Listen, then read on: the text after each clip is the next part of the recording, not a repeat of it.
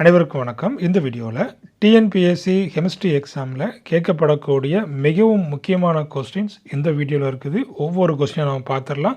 அதுவும் question with எக்ஸ்பிளனேஷனோட நம்ம பார்க்க போகிறோம். இப்போ தான் என்னோட சேனலுக்கு நீங்கள் புதுசுனா என்னோட சேனலை சப்ஸ்கிரைப் பண்ணிவிடுங்க. இந்த கெமிஸ்ட்ரி சம்மந்தமான எல்லா நியூஸும் உங்களுக்கு உடனுக்குடன் வந்து சேரும். வாங்க இப்போ நம்ம ஒவ்வொரு கொஸ்டினாக பார்த்துடலாம்.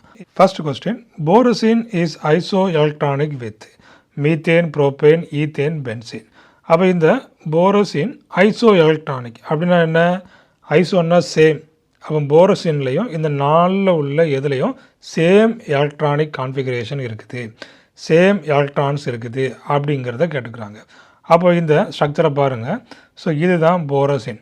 அப்போ இதே போல் இந்த நாலில் எந்த ஸ்ட்ரக்சர் இருக்கும் அப்படின்னு பார்த்தீங்கன்னா பென்சினுக்கு தான் இதே போல் ஸ்ட்ரக்சர் இருக்கும். இப்போ இந்த போரான் இருக்கு இல்லையா, போரானுக்கு பதில் இதில் கார்பன், இதில் கார்பன். ஸோ இதில் எல்லாத்துலேயும் கார்பன் இருக்கும் இந்த பென்சினில். ஆனால் இந்த போரசினில் பார்த்தீங்கன்னா அந்த கார்பனுக்கு பதிலாக என்ன இருக்குது? போரானும் நைட்ரஜனும் இருக்குது. இப்போ நீங்கள் இந்த ரெண்டுத்தினுடைய இந்த எலக்ட்ரான்ஸை நீங்கள் செக் பண்ணி பார்த்தீங்கன்னா ரெண்டுக்குமே சேமாக இருக்கும். ஸோ அப்போ borazine is isoelectronic with benzene. So அப்போ option D is the correct answer. அடுத்தது பாருங்கள், which of the following is not a redox indicator? Ferroin இருக்குது, nitroferroin, neutral red, phenol red. அப்போ இந்த நாளில் எது வந்துட்டு நாட்டிய ரிடாக்ஸ் இண்டிகேட்டர் அப்படின்னு கேட்டுக்கிறாங்க.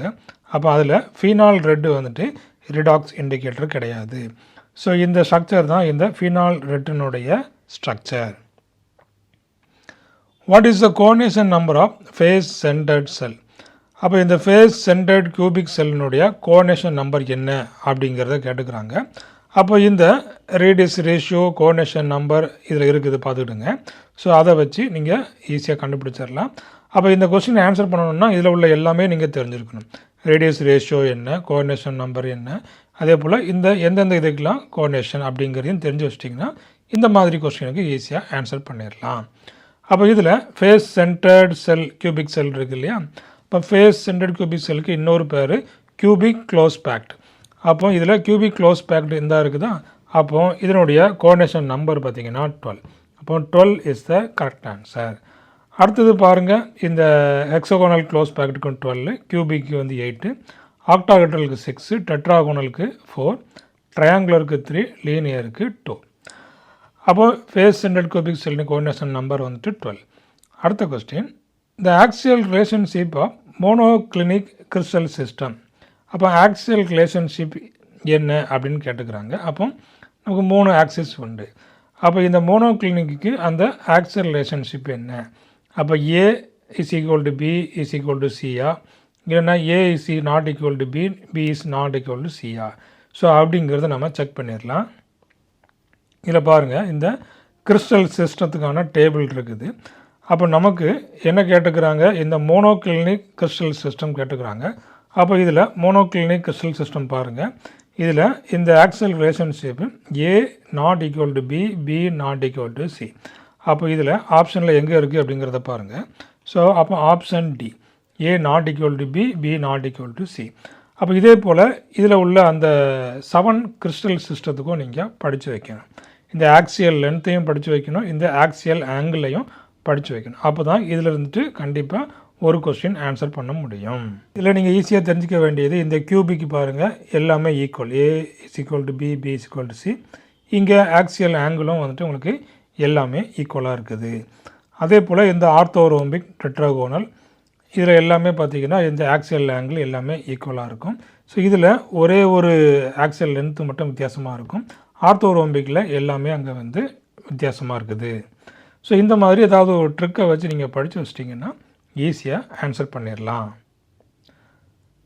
அடுத்தது, இந்த equation del G is equal to del H plus T d del G by d D.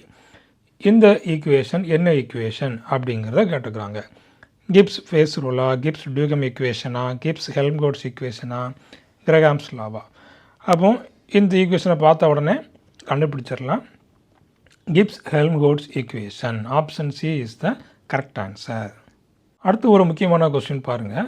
The acidic strength of a Bronsted acid is defined as its days releasing power.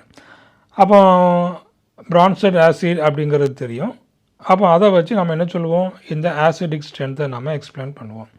அப்போ அந்த acidic strength எதை வச்சு இருக்குது அப்படிங்கிறத கேட்டுக்கிறாங்க. அதாவது days releasing power, எது release ஆனால் ஆசிடிக் ஸ்ட்ரென்த்து அதிகமாகும், எலக்ட்ரானா, மேசானா, நியூட்ரானா, புரோட்டானா. அப்போ ஈஸியாக கண்டுபிடிச்சிடலாம், புரோட்டான் ரிலீசிங் பவர். அப்போ எவ்வளோ குயிக்காக புரோட்டான் ரிலீஸ் ஆகுதோ அந்த அளவுக்கு நம்ம என்ன சொல்லுவோம், ஆசிடிக் ஸ்ட்ரென்த்து அதிகமாக இருக்குது அப்படிங்கிறத நம்ம சொல்லுவோம். அப்போ option D is the correct answer. அடுத்தது, in which of the following s s overlapping is takes place. அப்போ இந்த நாளில் எந்த கேஸில் வந்துட்டு எஸ்எஸ் ஓவர்லேப்பிங் இருக்குது, அதாவது எஸ் ஆர்பிட்டாலும் அனதர் எஸ் ஆர்பிட்டாலும் அங்கே ஓவர்லேப் ஆகுது. அப்போ இது ஒரு எஸ், இது ஒரு எஸ், இந்த ரெண்டும் ஓவர்லேப் ஆகுது. அப்போ எந்த கேஸில், அப்போ ஃப்ளோரின்னா அப்போ 2 ஃப்ளோரின் எடுத்துக்கிடுங்க. அப்போ 2 ஃப்ளோரின்லேயும் கண்டிப்பாக எஸ்எஸ் வராது. அப்போ இதில் வந்துட்டு பி ஆர்பிட்டால் பிபி ஓவர்லேப்பிங் இருக்கும். இந்த கேஸில் ஹைட்ரஜன் ஃப்ளோரைடில் பார்த்தீங்கன்னா ஒரு ஹெச் இருக்கும், ஒரு எஃப் இருக்கும்.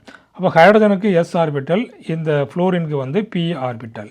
அப்போ இங்கே வந்து ஒரு எஸ்பி ஓவர்லேப்பிங் இருக்கும். வாட்டர்லேயும் அதே போல் தான், ஆக்சிஜனும் இருக்குது, ஹைட்ரஜனும் இருக்குது. அப்போ இது எஸ்ன்னா இது பியாக இருக்கும். அப்போ இங்கேயும் எஸ்பி ஓவர்லேப்பிங் தான். அடுத்தது ஹைட்ரஜன். அப்போ பார்த்தீங்கன்னா H2. அப்போ இங்கே எஸ் ஆர்பிட்டல் இருக்கும், இங்கே எஸ் ஆர்பிட்டல் இருக்கும். அப்போ எஸ்எஸ் ஓவர்லேப்பிங் எங்கே தான் நடக்கும், இந்த ஹைட்ரஜனில் தான் நடக்கும். அடுத்தது, the lattice energies of KF, KCl, KBr, KI follows the order. அப்போ இதில் இந்த KF, KCl, KBr, KIனுடைய ஆர்டர் கொடுத்துக்கிறாங்க. அப்போ இதில் யாருக்கு லேட்டிஸ் எனர்ஜி அதிகம் அப்படிங்கிறத கேட்டுக்கிறாங்க. அப்போ இதில் நீங்கள் பார்த்தீங்கன்னா இதை எப்படி கண்டுபிடிக்கிறது, லேட்டிஸ் எனர்ஜி யாருக்கு அதிகம் அப்படிங்கிறது. அப்போ இதில் K இருக்குது, F இருக்குது. அப்போ K ப்ளஸ் F மைனஸ் அப்படிங்கிறத நம்ம எழுதுவோம். இதே போல் எல்லாத்துக்குமே K ப்ளஸ் Cl மைனஸ் அந்த மாதிரி நீங்கள் வந்து 2ஆக பிரித்து வச்சுக்கிடுங்க. அப்போ அதில் நம்ம எப்படி செக் பண்ணுறது, அப்போ சார்ஜ் ஆஃப் த அயன். அப்போ இதில் யாருக்கு பாசிட்டிவ் சார்ஜ் அதிகம், யாருக்கு நெகட்டிவ் சார்ஜ் அதிகம் அப்படிங்கிறத பார்க்கணும். அப்போ இங்கே எல்லாமே பாசிட்டிவ் சார்ஜ், எல்லாமே K தான். அப்போ இதில் பார்க்க வேண்டியது என்ன, இந்த ஹேலஜன்ஸை மட்டும் தான் நம்ம இதில் பார்க்கணும். அப்போ அதில் இந்த higher charges on the ion, அப்போ யாருக்கு ஹையர் சார்ஜ், அதே போல் ஸ்ட்ராங் இந்த எலக்ட்ரோஸ்டாட்டிக் அட்ராக்ஷன் எந்த ரெண்டுக்கு இடையில் அதிகமாக இருக்குது அப்படிங்கிறத பார்க்கணும்.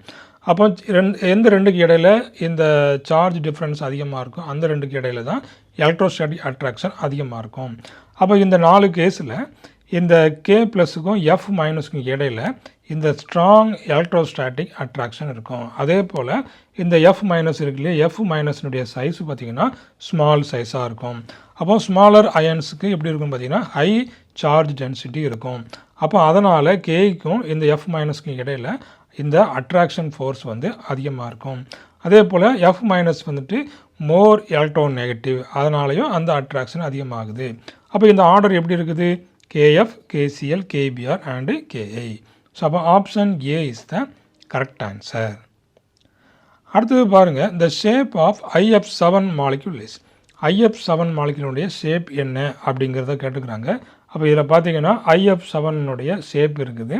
அப்போ இதில் ஒரு பெண்டகோனல் ஸ்ட்ரக்சர் இருக்குது IF5க்கு. அடுத்து இங்கே ஒரு F, இங்கே ஒரு F. அப்போ IF7 வந்துருச்சா, அப்போ இது ஒரு பெண்டகோனல். அப்போ மேலே ஒரு F, கீழே ஒரு F வந்ததுனால நமக்கு என்ன கிடைக்கும், இந்த 2 பிரமிடல், மேலே ஒரு பிரமிடல், கீழே ஒரு பிரமிடல் நமக்கு கிடைக்கும். ஸோ அப்போ option A is the correct answer, pentagonal bipyramidal. அப்போ இந்த வீடியோவிலே நீங்கள் நிறைய லேர்ன் பண்ணியிருப்பீங்க அப்படிங்கிறத நம்புகிறேன்.